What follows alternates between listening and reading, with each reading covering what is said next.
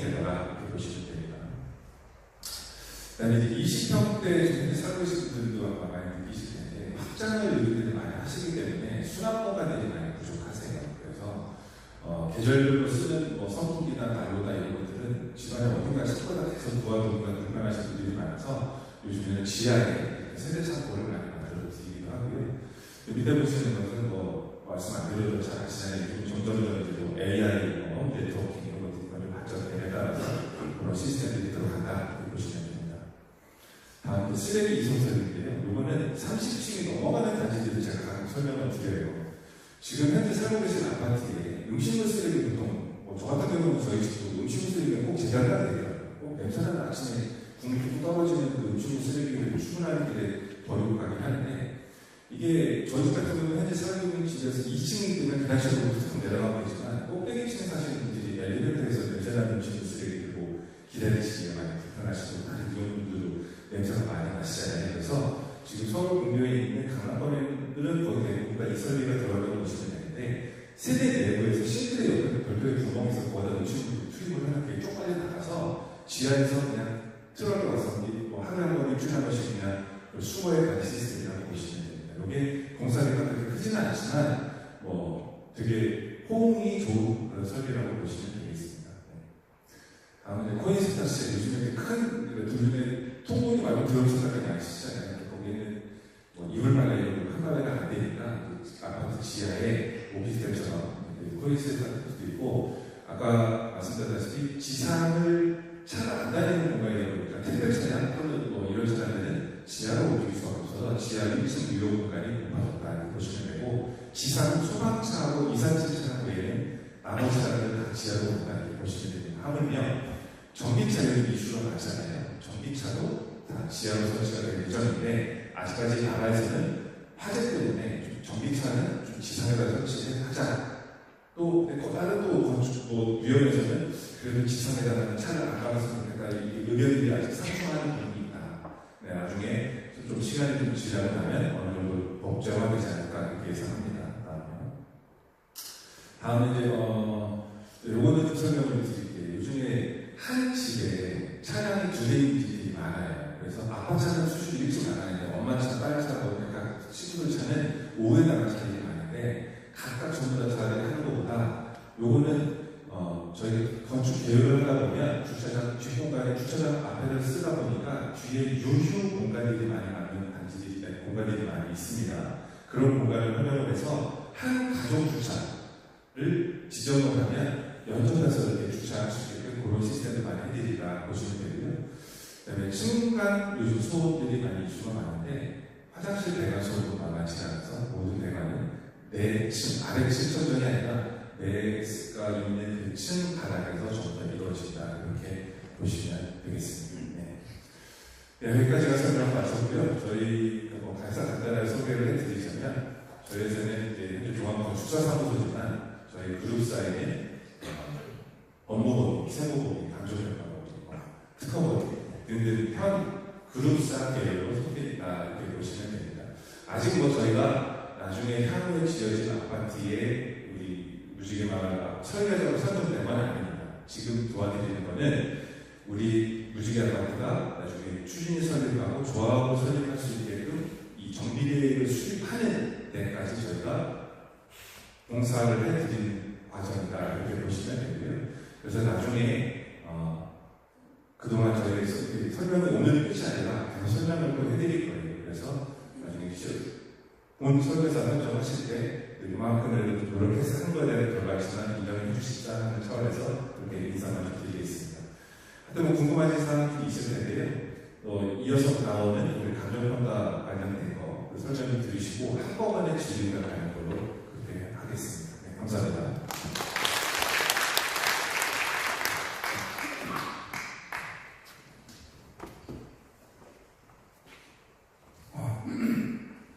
네, 반갑습니다. 성창감정평가원의 이성호 변호사입니다.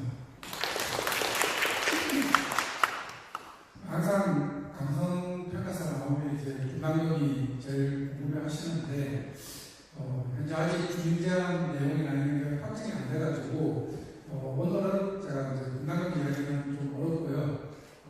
실제 이제 감정 평가를 어떻게 하는지, 그리고 이제 여러분이 나중에 분담금을 선정하게 되면 어떤 식으로 분담금이 나오는지 이런 부분에 대한 내용을 좀 설명드리도록 하겠습니다.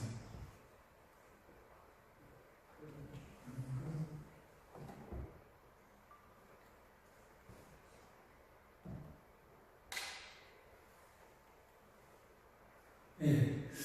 먼저 감정평가를 왜 할까요? 저희 도시주거환경정비법의 74조에 보면 감정평가를 통해서 여러분의 분담금을 결정하는 관리처분을 하도록 되어 있습니다. 그러면 만약 예를 들어서 무지개 마을에서 상단지에서 여러분이 재건축 사업을 하게 되면 공사비 플러스 기타 비용에서 총 사업비가 들어가게 됩니다. 그 총 사업비가 예를 들어서 1조다. 그러면 여러분이 조합원 분양분을 가져가고 일반 분양을 수입으로 잡히는 거죠. 이 일반 분양 수입이 한 3천억이다. 그러면 1조에서 3천억을 빼면 한 7천억이라는 총 사업비가 들어갑니다. 네. 이걸 여러분 각 세대별로 분담금을 나눠야 되죠. 그런데 이걸 n분의 1을 할 수 없고 일반적으로 저희가 감정평가를 통해서 하게 됩니다. 예를 들어 구축 아파트 종전자산은 현재 여러분이 가지고 있는 아파트 자산 가치를 각 호별로 각각 평가를 하게 되죠. 그리고 신축 아파트, 그게 5구 타입이든 7사 타입이든 그리고 어디에 위치하는지 각 호별로 가격 평가를 해서 나중에 각 세대별로 배분해주는 역할을 하는 거죠.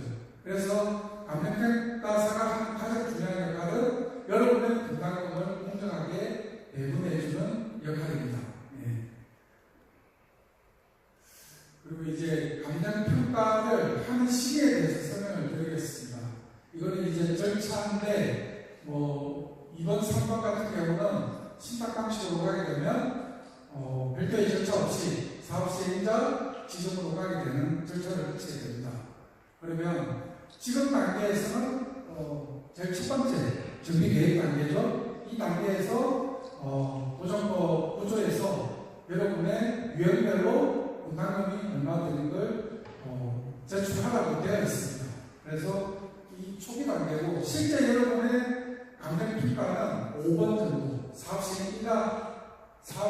시행 계획인가 시점에 평가를 하게 됩니다. 그러면 종전자산은 여러분의 사업 시행인가 후시를 기준으로 평가를 하게 되고 여러분 종호자산 신축 아파트는 여러분이 나중에 조합원 분양 신청을 하게 됩니다. 그러면 조합원 분양 신청 완료일 기준으로 감정평가를 하게 됩니다. 그리고 재건축 사업은 여러분이 나중에 조합을 설립하든 신탁방식을 하든 전체 회의에서 한개 법인을 선정하게 되고 그리고 성남시에서 한개 법인이 추천되어 나갑니다. 그러면 두 개 법인의 평균 가격으로 결정을 하게 되죠. 그리고 이 관리처분 시점에 1차적으로 여러분의 분담금이 결정되죠. 그리고 일반 분양가는 언제나요? 2조 하기 전에 하기 때문에 실제 한 7분 사이 정도 일반 분양을 하게 됩니다. 그때 되면 또 분담금이 달라지죠. 지금 평당 5천만원 분양한다고 예상했을 때 분담금이 3억이다.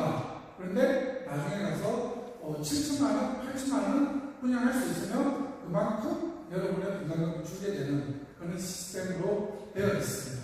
그런데 제일 중요한 건 여러분이 입주할 때 최종적인 분담금은 결정하게 됩니다. 예.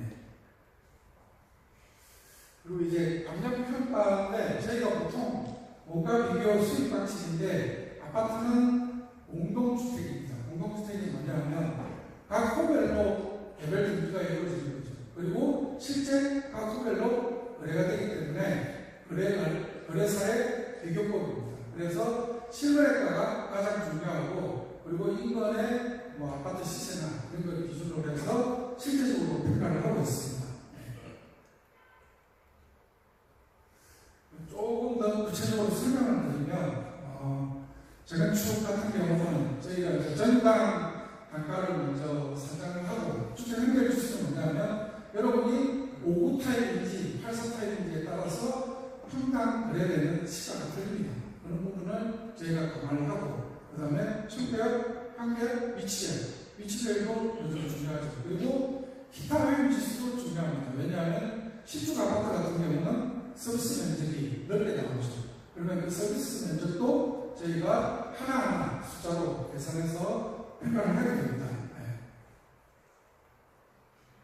그리고 이제 주관의 영향분석은 뭐냐면 저희가 1조, 조망, 소음, 프라이버시 한 4가지 정도를 컴퓨터 시뮬레이션을 통해서 그 숫자를 받아서 저희가 가치에 반영을 하게 됩니다.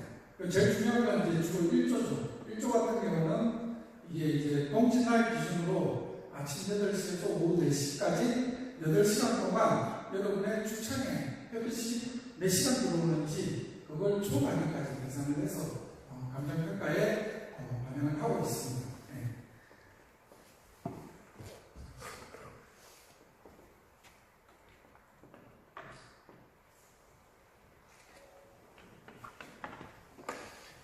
그리고 아마 인터넷 보면 이제 비례율 이야기가 많이 나옵니다. 옆집은 120%인데 우리는 몇백 프로밖에 안 되느냐 이런 식으로 해서 논란이 많은데 비례율에 대한 내용 설명을 간단하게 한번 드려보겠습니다. 네.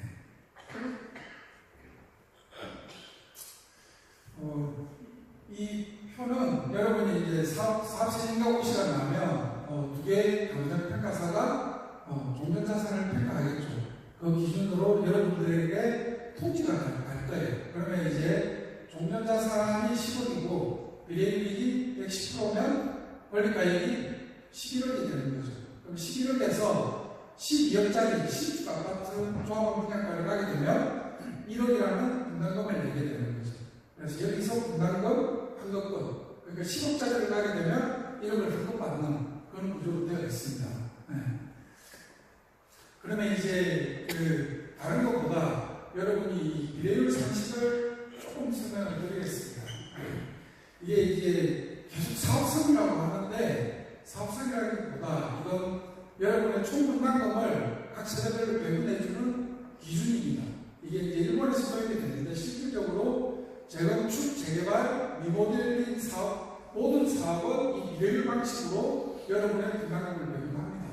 그러면 상식을 보시면 밑에 종전자산이 있죠. 보여요. 그거 뭐냐면 여러분이 종전자산을 출자합니다. 각자 자금평, 금평 출자를 해서 총 수익에서 총 사업비를 뺀 수익을 나타내는 숫자인데 여기에서 종전자산과 조합원 분양가는 감정평가사가 결정을 합니다. 객관적인 수치를 통해서. 그런데 여러분이 분담금에 영향을 미치는 건 뭔가요? 일반 분양가죠. 일반 분양가가 높아져야 여러분이 분담금이 줄게 됩니다. 그리고 총 사업비가 줄어야 분담금이 줄어들겠죠. 이런 구조로 되어 있다는 걸 먼저 설명드리고, 이 상식은 간단하게 종전자산, 조합원 분양가가 어떻게 높아지든 낮아지든 그게 비례율이 영향을 미쳐서 실질적인 분담금은 변동이 없습니다. 네, 여러분한테 총 분담금은 변동이 없고, 제가 이제 조사모사라고 표현을 하는데 항상 그래요. 저희가 종전자산 평가하고 나면 항상 찾아와요. 제가 20억 주고 샀는데 왜 18억밖에 평가 안 했냐고 이렇게 많이 따지는데, 여러분이 모든 세대가 실질적으로 다 조합원으로 다 못 가요. 일부는 매도 청구를 하게 되죠. 그러면 매도 청구는 나중에 법원에서 진행되는 감정평가사가 평가를 하게 됩니다. 그러면 종전자산이 높으면 높을수록 이게 많이 높아져요. 물론 시점 차이도 있지만. 그러면 이게 여러분 조합으로 가는 사람 입장에서는 다 사업비로 증가가 되는 거죠. 그래서 종전자산은 무조건 높게 좋은 게 아니라 공정하게 여러분의 투자자산을 정확하게 파악하는 게 중요합니다. 네. 그리고 이제 이 상식은 실질적으로 사업비가 줄었을 때 분담금이 줄고 일반 분양가가 올랐을 때 분담금을 줄어들죠. 근데 이제 공사비를 줄여야 되는데 이 공사비는 뭔가요? 하이엔드로 지으면 지을수록 분양가를 높게 받을 수 있다. 그러다 보니까 그런 부분이 나중에 여러분이 시공사를 선정할 때 그런 부분을 감안하셔서 선정해야 되고, 이제 협력업체 비용이나 기타 비용은 그렇게 많지 않습니다. 그리고 실제 여러분의 사업성에 영향을 미치는 것은 사업 기간입니다. 지금은 아직 시작 전 단계지만 나중에 돈이 들어가면서부터 시작을 하게 되면 최대한 빨리 끝내는 게 가장 유리합니다.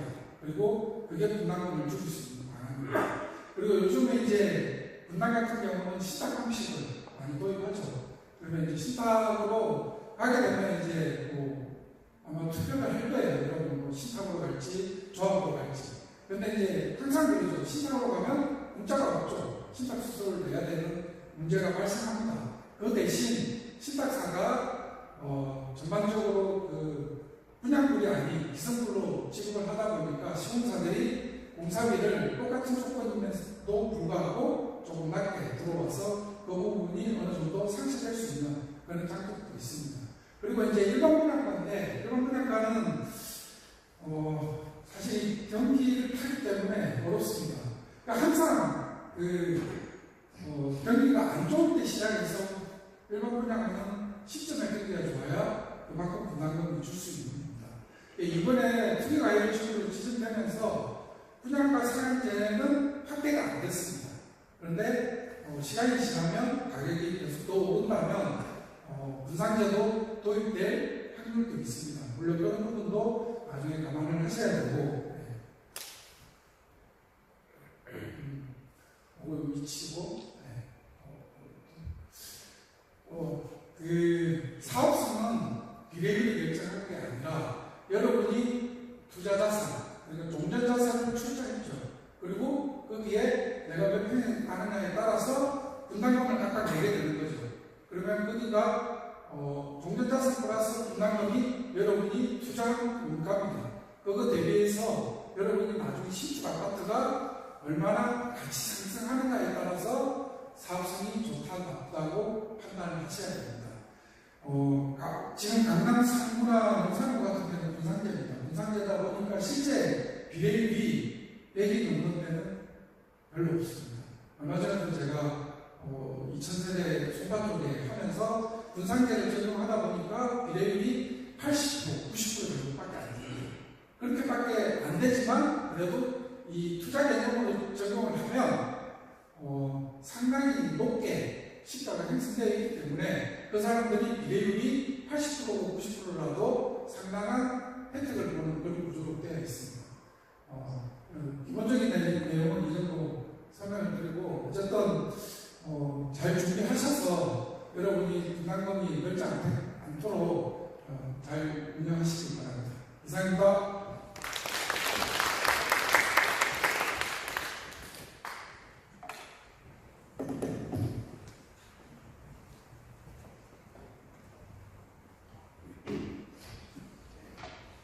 네, 이제 마지막으로 제가 이제 신탁 방식에 대해서 설명을 드리겠습니다. 저는 프랑크 재산신탁의 황선형 부장입니다. 만나서 반갑습니다. 네, 벌써 지금 설명회가 시작된 지 이제 1시간 좀 흘렀습니다. 좀 많이 자리도 좀 불편하고 하실 때 좀 몸 좀 이렇게 움직이시고 제 설명을 좀 편안하게 들으셔도 되니까요. 신탁 방식 정비 사업이 어떤 것인지, 과연 우리 단지에는 어떤 게 적합한지에 대해서 한번 좀 고민해 보시는 시간이 되면 될 것 같습니다.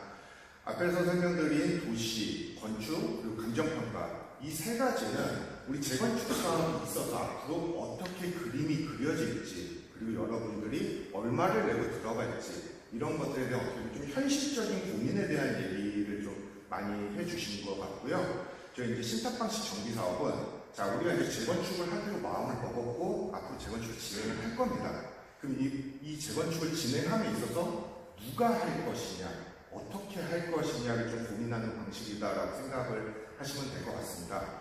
우선 대한민국에는 지금 현재 재건축을 진행하려면 세 가지 방식이 있습니다. 지금 현재 주민들이, 여러분들이 항상 재건축 재개발하면 아셨던 조합 방식, 여기 계신 토지 등 소유자분들이 직접 조합의 대표가 되셔서 직접 주도적으로 하시는 방식이 조합 방식이고요. 그 다음에 공공재건축이라고 해서 SH, 이제 혹은 이제 경기주택도시공사 등에서 이제 사업을 대행해서 시행해서 대신해서 진행하는 방식이 있고요. 마지막으로는 이제 신탁 방식 정비사업. 결국 신탁업자가 재건축을 주도적으로 이끌어가는 방법입니다. 특히나 이게 분당 같은 경우는 1차 이제 선도지구 선정할 때 사업 방식에 있어서 신탁 방식 정비 사업도 가점을 주다 보니까 지금 현재 선도지구에서는 지금 신탁 방식 정비 사업이 이루어지고 있고요. 이제 저희가 이제 2차적으로 이제 신청함에 있어서는 아직 뭐 중요 내용이 아직 나오진 않았지만 그에 따라서 또 다시 한번 선택하실 수 있는 여지가 있지 않을까 싶습니다.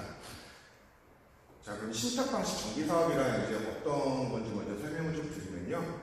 자, 2016년도 이전에는 대한민국에는 신탁 방식 정비 사업이 없었습니다. 하지만 2016년도에 도시주거환경정비법이 개정이 되면서 신탁업자, 부동산 개발을 전문으로 하는 금융회사입니다. 신탁업자가 재건축, 재개발을 사업 시행자로서 혹은 대행자로서 사업을 이끌 수 있게끔 법이 개정이 됐습니다. 그 이유는 딱 한 가지입니다. 여기 보시면 기존 조합 방식에 있어서의 이제 문제점은 전문성, 신뢰성, 그리고 자금이 부족하다 보니까 결국 주민 갈등이 생기고 이런 것들이 결국 사업 지연이 되면서 사업성이 떨어지는 이런 결과가 계속 초래했고 아무리 이거를 목적으로 제도 개선을 하고 해도 큰 소용이 없었습니다. 그렇다 보니까 결국은 신탁업자, 부동산 개발을 전문으로 하는 금융회사가 자금을 투입해서 사업을 원활하게 이끌고 그 다음에 시간을 단축해서 여기 계신 토지등 소유자분들에게 비용을 절감할 수 있도록 그런 방식으로 이제 법이 개정이 됐습니다. 이 기존 이제 조합 방식의 한계라고 보통 말씀을 하고 있는 전문성 부족, 자금 부족, 투명성 부족이 있는데요. 제가 여기서 지금 계신 분들 좀 오늘 좀 많이 오셨는데 한 가지만 좀 여쭤보겠습니다. 본인이 재건축 재개발에 관련하여 뭐 조합자, 혹은 이사, 감사, 대의원을 하셨던 분이 계실까요, 여기에? 아니면 뭐 투자하신 분들은 좀 많이 계실 겁니다. 하지만 재건축 재개발이라는 게 진짜 그 현장에서 조합장님으로 직접 일을 하시고 이사님으로 일을 하면 굉장히 어렵습니다. 그리고 전문성도 많이 부족하고요. 그러다 보니까 뭐 강남 일부 몇몇 조합장님들 그런 분들을 제외하고는 대부분 한 번 하고 마칩니다. 그만큼 굉장히 힘들다 보니까 그 전문성이 연속이 돼야 되는데 결국 우리 신한번영 아파트 역시 토지 등 소유자 여러분들 중에서 누군가가 총대를 메고 나오셔서 조합을 구성하시고 이 전체 사업 수천억을 이루는 이 사업을 이끌어가야 되는데 그에 따른 문제점들이 좀 발생이 되고 또 여기 감정평가사님이 앞서서 이제 말씀을 하셨지만 우리 재건축 도시주거환경정비법에 따른 이제 재건축 사업은 현물을 출자하십니다. 이 말은 여러분들이 가지고 계신 아파트, 상가, 물건을 투자하시는 분들이에요. 현금을 투자하지 않습니다. 그러면 결국은 이 사업을 이끌어가면서 있어서 돈이 필요한데 그 돈은 어디서 수급이 되느냐? 나중에 먼 훗날에 시공자가 선정이 되면 입찰 보증금, 그게 대여금으로 전환되고 결국 자금이 부족하게 되고 모든 용역은 외상으로 진행이 됩니다. 결국은. 그렇다 보니까 자금이 부족해서 업체 선정에 있어서 좀 불편함이 있으실 수도 있고요. 지금 앞에서 설명한 업체들 역시도 지금 현재 뭐 용역계약이라든지 이런 것도 체결이 안 돼 있다 보니까 결국 신탁 방식으로 가게 되면 그런 것들을 모두 다 커버할 수 있는 그런 장점이 있다라고 말씀을 드리겠습니다. 또 설명을 드리면 제일 요즘 이슈가 된 게 그 공사 중단, 공사비 이슈 문제입니다. 불과 4년 전, 5년 전 코로나 이전 시기만 하더라도 대한민국 강남에서도 재건축을 하면 평당 500만 원이 되지 않았습니다. 하지만 팬데믹 시대가 지나고 지금 현재는 1000만 원, 1200만 원까지 공사비가 치솟고 있고요. 특히나 그 과거 2년, 3년 전에 600만 원, 700만 원의 입찰 제한을 하고 선정이 되면 모든 걸 다 내줄 것 같았던 시공사마저도 지금 본계약 협상에 있어서는 다 1000만 원 이상의 공사비를 부르고 있습니다. 그리고 그게 협상이 제대로 되지 않거나 문제가 생기면 바로 공사 중단을 하고 뭐 지금이야 이제 올림픽 파크 포레온이라고 해서 둔촌주공 같은 경우는 준공이 돼서 잘 살고 계시고 34평 84타입 같은 경우는 이제 30억대 찍었다 하지만 불과 3년 전만으로 돌아가 보시면 거긴 공사가 중단됐던 현장입니다. 그 이유도 딱 하나였습니다. 공사비 진행. 그런 것들에 대한 문제점들이 계속 발생되다 보니까 신탁 방식으로 진행되면 이런 문제점 역시 다 해결을 할 수 있다. 그리고 그걸 어떻게 해결하는지는 제가 잠시 후에 추가적으로 설명을 드리도록 하겠습니다. 결국 신탁방식 정비사업은 자금력을 가지고 전문성으로 공정하게 우수한 협력업체들과 같이 재건축 사업을 진행하는 방식을 신탁방식 정비사업이라 얘기를 하고요. 특히나 이제 조합방식과의 가장 큰 차이점은 조합방식일 때는 여기 계신 분들이 직접 주도하여서 조합을 이끌고 이 사업을 진행하는 게 조합방식의 최대 장점이 됩니다. 하지만 최대의 단점이 될 수도 있죠. 왜냐하면 재건축을 2번이고 3번이고 해보신 분이 있는지에 대한 의문이 있고요. 그 말은 결국 전문성이 결여가 되고 자금이 부족해서 항상 문제가 발생되다 보니까 신탁 방식은 결국 자금력, 전문성을 가지고 사업을 이끌어가게 됩니다. 하지만 신탁 방식 정비 사업에도 단점은 있습니다. 결국은 신탁업자, 저희 신탁회사한테 신탁 보수라는 거를 이제 내야 되고요. 비용이 발생이 됩니다. 하지만 그 비용 역시 나중에 시공사를 선정하거나 협력업체를 선정할 때 저희가 적정한 단가, 특히나 시공사 도급공사를 이제 도급계약을 체결할 때는 분양불 방식이 아닌 이제 기성불 방식이라는 방식으로 이제 공사 도급계약을 하게 되는데요. 그렇게 되는 절감되는 비용이 결국 신탁 보수 안에 다 들어오고 그거에 대한 자세한 내용 역시 뒤에서 설명드리도록 하겠습니다. 이제 첫 번째로 신탁 방식의 가장 큰 장점은 안정적인 사업비 조달입니다. 지금 이제 저희가 노후도시특별법에 의해서 이제 선도지구 신청을 2차 이제 신청을 해야 되는데요. 그 신청을 할 이후부터는 저희가 바로 자금을 투입을 해가지고 이 사업이 원만하게 이끌어갈 수 있도록 여기 계신 협력업체, 뭐 도시업체, 건축업체 그리고 이제 우리 운영 관리 이런 것들에 대한 비용 들어가는 거 역시 신탁회사에서 다 부담을 해서 사업이 안정적으로 진행할 수 있게끔 저희가 할 거고요. 그리고 나중에 시공자가 선정이 된다 하더라도 시공사에서 입찰 보증금 혹은 대여금을 받아서 사용하는 것이 아니라 신탁 개정대를 통해 가지고 신탁 시공사의 눈치 없이 말 그대로 우리 주민들이 원하는 방식 그대로 원하는 공사비로 그렇게 진행하게끔 사업을 이끌어가고 있습니다. 그리고 이제 조합 방식으로 이제 많은 현장에서 뭐 조합장님이 어디에서 돈을 받아서 어디 가셨네 이런 얘기 참 많이 들어보셨을 겁니다. 그런 기기들이 워낙 좀 많이 있었고요. 그래도 요즘은 많이 없어졌다고는 하지만 그래도 아직 그런 불신 그런 것들이 좀 있습니다. 근데 이제 신탁 방식 같은 경우는 신탁회사는 금융감독원의 관리 감독을 받기 때문에 이런 안전장치가 있어서 좀 더 자금을 투명하게 할 수가 있습니다.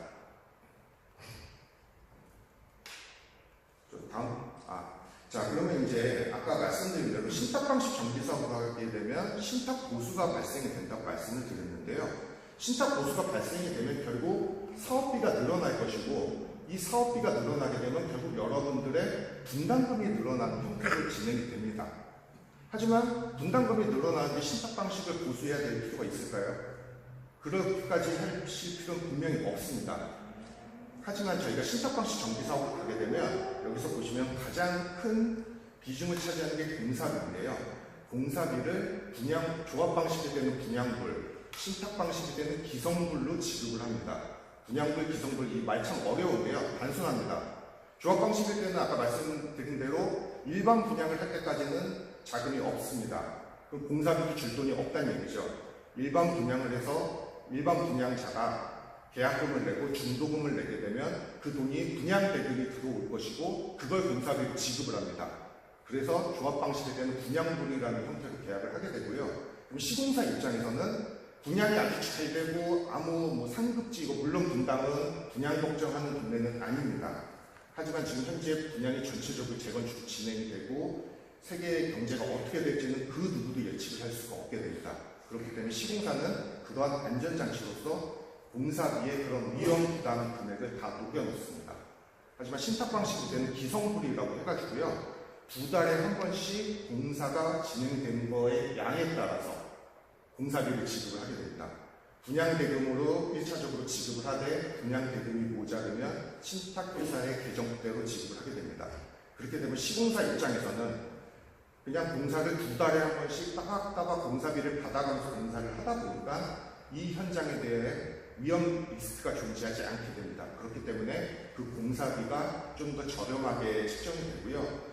2022년도에 주거환경연구원이라는 곳에서 이제 전체적으로 대한민국에 있는 재건축 재개발 현장 공사비에 대해서 전수조사한 자료가 있는데요. 대략 한 7% 정도의 공사비 차이가 났습니다. 그 7%라 하면 일반 조합 방식일 때 700만 원이라고 가정을 하게 되면요. 평당 50만 원 정도가 신탁 방식일 때 저렴하고 신탁 방식일 때 그 절감되는 그 50만 원이 결국은 신탁 보수보다 높기 때문에 나머지의 차익 금액은 결국 여기 계신 토지등 소유자분들의 환급금으로 돌아간다. 이렇게 좀 말씀을 드리겠습니다. 그래서 지금 앞에서 말씀드린 것처럼 이 공사비 자체가 위험 비용, 그 다음에 분양 비용, 그 다음에 금융 비용, 리스크 비용이 조합 방식일 때는 전부 분양비여서 포함이 되어 있고요. 신탁 방식일 때는 기성비여서 말 그대로 직접 공사, 순수 공사비만 책정이 되기 때문에 이런 모든 거를 다 고려를 해보시면 앞에서 보신 표와 같이 소유자님들의 추가 이익이 발생된다. 이렇게 말씀을 드리겠습니다. 다음 페이지 좀. 네. 그리고 이제 마지막으로 이제 좀 설명드릴 장점이요. 지금 조합 방식의 최대 단점이라고 좀 어떻게 보면 볼 수가 있겠습니다. 조합. 우리 신안 건영 아파트 주택 재건축 조합이라는 게 조합 방식일 때는 이제 설립이 되는데요. 그 조합은 일회성 법인입니다. 그게 뜻하는 바가 뭐냐면요. 우리가 식당을 가더라도 단골집이라는 데를 갑니다. 그 이유가 뭘까요? 한 번 가고 두 번 가면 그쪽 식당에서도 서비스라는 것도 주고 좀 더 잘해주고 이렇게 해서 계속 안면을 트게 되면 다음 거래를 위해 어떻게 보면 식당에서는 더 많은 서비스를 제공해주고 우리 소비자 입장에서는 그런 서비스를 받다 보니 그 업체를 더 자주 가게 돼서 단골이라는 걸 보통 단골집이라는 데를 가게 됩니다. 근데 조합은 일회성이에요. 이 여기 계신 분들은 조합 방식으로 하게 되면 결국 신안 건영 아파트가 재건축이 되고 나면 각자의 집에 들어가서 사시게 될 것이고요. 다음 재건축은 한 100년 정도 있다 할 겁니다. 그렇게 됐을 때 결국은 협력업체들, 저희가 이제 재건축 정비 사업을 이제 진행하게 되면 협력업체를 보통 한 40개에서 50개 정도 선정을 합니다. 그럼 그 업체들이 조합을 대하는 태도와 신탁 방식에서의 신탁 회사를 대하는 태도가 과연 같을지는 뭐 직접 생각을 좀 해보시면 답이 금방 나올 것 같아요. 저희 이제 신탁 방식으로 하게 되면 이제 포랑코 자산 신탁이 선정이 된다 그러면 포랑코 자산 신탁이 2년 전에 진행을 하겠지만 타 신탁사가 한다 하더라도 신탁회사는 계속 남습니다. 그리고 이 현장만 진행하고 있는 것이 아니라 다른 현장들도 진행을 하다 보니까 결국 협력업체 선정에 있어서도 조금 더 좋은 업체를 조금 더 어떻게 보면 용역비를 또 경쟁력 있게 그렇게 선정을 해서 진행을 할 수 있는 게 어떻게 보면 좀 장점이 될 수가 있을 것 같고요. 마지막으로 결국 이 앞에 말씀드린 모든 장점이 결국은 여기 계신 토지등 소유자분들의 분담금이 줄어드는 효과, 환급금이 높아지는 효과로 이제 나타날 수 있다라고 말씀을 드리겠습니다. 지금까지에 대해서 이제 신탁 방식 정비 사업에 대해서 제가 쭉 설명을 드렸고요. 나중에 이제 여기 계신 분들이 신탁 방식 정비 사업을 여기서 일부 뭐 제가 이렇게 설명을 하고 여기 계신 분들이 하자라고 해서 할 수 있는 건 아닙니다. 전체 토지등 소유자의 50% 이상의 동의가 필요하고요. 그만큼 중요한 결정입니다. 그렇기 때문에 많이 고민해보시고 결정을 하시면 되고요. 그리고 만약에 사업 방식을 신탁 방식 정비 사업으로 하겠다라고 마음을 먹으시면 결국 대한민국에는 신탁회사가 14개밖에 없습니다. 100개, 200개 있는 것도 아니기 때문에 14개 신탁사들이 어떤 회사인지 어디가 장점이 있는지는 직접 한번 좀 찾아보시고 설명을 결정하시면 될 것 같고요. 저희 포랑코 자산신탁은 LF 그룹을 이제 모회사로 두고 있는 LG 그룹의 이제 자회사로 말씀드리고요. 지금 뭐 신용평가는 A 등급 이런 걸 가지고 있는데 제가 이제 회사 소개는 따로 안 하고 지금 대한민국에 있는 14개 신탁사의 재무 현황입니다. 결국 신탁회사는 금융회사고요. 결국 돈을 얼마나 많이 가지고 있고 안정적이냐가 아마 제일 중요한 판단의 지표가 될 것 같습니다. 신탁 방식 정비 사업에 대해서는 제가 여기까지 설명을 드리고 마치도록 하겠습니다. 감사합니다.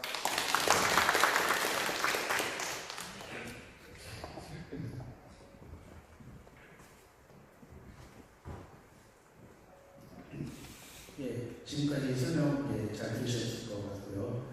자, 지금부터 혹시 궁금한 점 있으시죠?